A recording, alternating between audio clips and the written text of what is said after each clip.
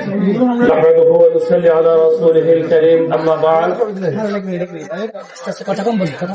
ত্রয়োদশ জাতীয় সংসদ নির্বাচনে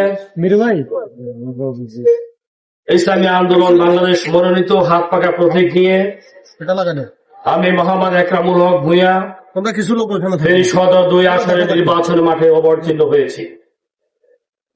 সম্মানিত লেমুয়ার বিশিষ্ট সন্তান, লেমুয়া বাজারের বিশিষ্ট ব্যবসায়ী, বিশিষ্ট শিক্ষানুরাগী, বিশিষ্ট সমাজসেবক এবং লেমুয়ার অত্যন্ত সশ্রদ্ধ বিভিন্ন শ্রেণী পেশার শ্রমজীবী মেহনতি প্রিয় ভাইয়ের আমার, আপনাদের সকলকে ইসলামী আন্দোলন বাংলাদেশ তথা হাত পাকার পক্ষ থেকে আমি উৎসব মোবারকবাদ জানাই এবং সাথে সাথে আপনাদের সাথে মত বিনিময় করতে চাই। বিগত 54 বছরের রাষ্ট্র ক্ষমতায় বাংলাদেশ একটি কল্যাণকর রাষ্ট্র এবং মানবিক মর্যাদা প্রতিষ্ঠা করতে বিভিন্নভাবে ব্যর্থ হয়েছে। বিগত 54 বছর পরবর্তীতে বিশেষ করে বিগত 17 বছরের অন্যায় অত্যাচার নির্যাতন নিপীড়নের মুখে এদেশের ছাত্র জনতা, তৌহিদি জনতা, রাজনৈতিক দল, পেশাজীবী এবং সকল শ্রেণী পেশার একটি বড় বিপ্লবের মধ্যে দিয়ে পতিত স্বৈর শাসকের পতন ঘটে এবং তৎপরবর্তীতে বাংলাদেশের ইন্টারিম গভর্নমেন্টের মধ্য দিয়ে বাংলাদেশের 17 কোটি মানুষ সিদ্ধান্তে অবতীর্ণ হয়েছে আগামীর বাংলাদেশ হবে একটি মানবিক বাংলাদেশ।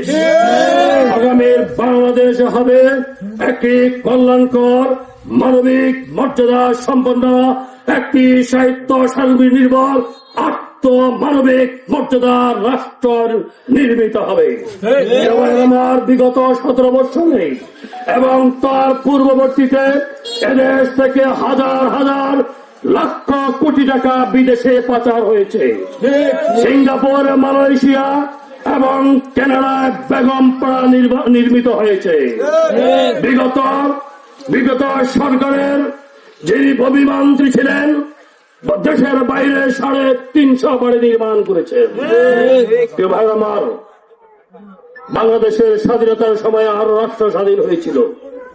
সিঙ্গাপুর, মালয়েশিয়ার মতো রাষ্ট্রগুলো অর্থে, বৃত্তে, মানবিক মর্যাদায়, সাহিত্যে, শিক্ষায়, দীক্ষায়, স্বাস্থ্য সেবায়, আন্তর্জাতিক ব্যবস্থাপনায় পৃথিবীতে মাথা উঁচু করে দাঁড়িয়েছে।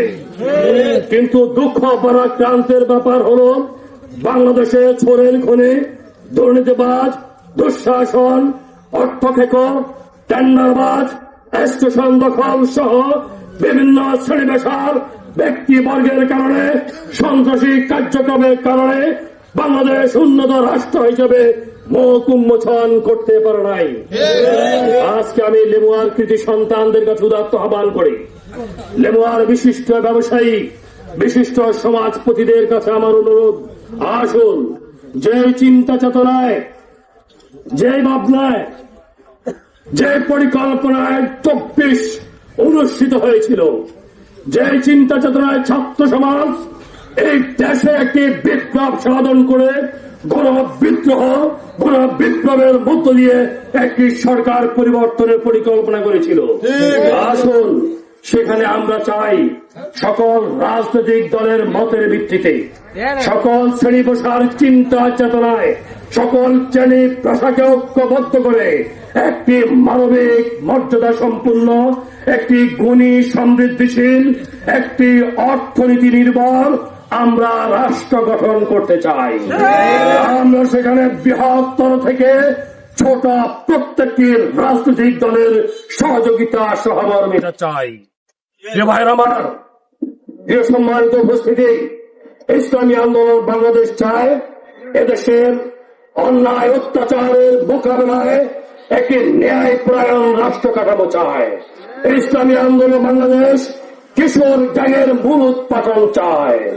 ইসলামী আন্দোলন বাংলাদেশ একটি অর্থনীতি নির্ভর পরিবেশ চায়। আসুন ইসলামী আন্দোলন বাংলাদেশের প্রতীক হাত পাকার পক্ষে আমি একজন তরুণ উদ্যোক্তা হিসেবে, আমি একজন সমাজকর্মী হিসেবে, আমি একজন রাজনৈতিক কর্মী হিসেবে, আমি একজন ব্যবসায়ী হিসেবে সকল শ্রেণী পেশার সকল মতভেদের মানুষকে এক প্ল্যাটফর্মে এসে আমাদিগকে সহযোগিতা করবার জন্য অনুরোধ করছি। সকলের কাছে আমাদের দোয়ার আরজ, আপনারা আমাদের জন্য দোয়া করবেন, আপনারা আমাদেরকে পরামর্শ দেবেন এবং একটি গণিত কল্যাণকর রাষ্ট্র প্রতিষ্ঠায় সকলে ঐক্যবদ্ধ থেকে আমাদেরকে সহযোগিতা করবেন। আসসালামু আলাইকুম রহমতুল্লাহ। সম্মানিত নেবুয়া ইউনিয়নবাসী প্রত্যেককে আমরা অভিনন্দন জানাই, প্রত্যেককে দোয়া জানাই। পরবর্তী কনফারেন্সে আমাদের মমতাজ মিয়া, সেখানে আমরা সকলে ঐক্যবদ্ধ হয়ে আমাদের গণসংযোগ করব, সেখানে আমাদের অফিস উদ্বোধন হবে, তারপরে আমরা আমাদের আজকের প্রোগ্রাম ধরিয়ে নিয়ে যাব। এখন আমি এখানে অনেক নেতৃবৃন্দ আছেন, আমার ইউনিয়নের নেতৃবৃন্দ আছেন, আমার জেলার মণ্ডপের সভাপতি গাজী এনামুল ভূঁইয়া আছেন এবং আমার সশ্রদ্ধ মেজ মামা মাওলানা নুর আমিন ভূঁইয়া এই বাজারের একজন ব্যবসায়ী এবং তিনার এখানে ব্যবসা প্রতিষ্ঠান রয়েছে। আমি সকলকে মিলে আমাকে দোয়া করবার জন্য আমি অনুরোধ করি। আসসালামু আলাইকুম ওয়া রাহমাতুল্লাহি ওয়া বারাকাতুহু।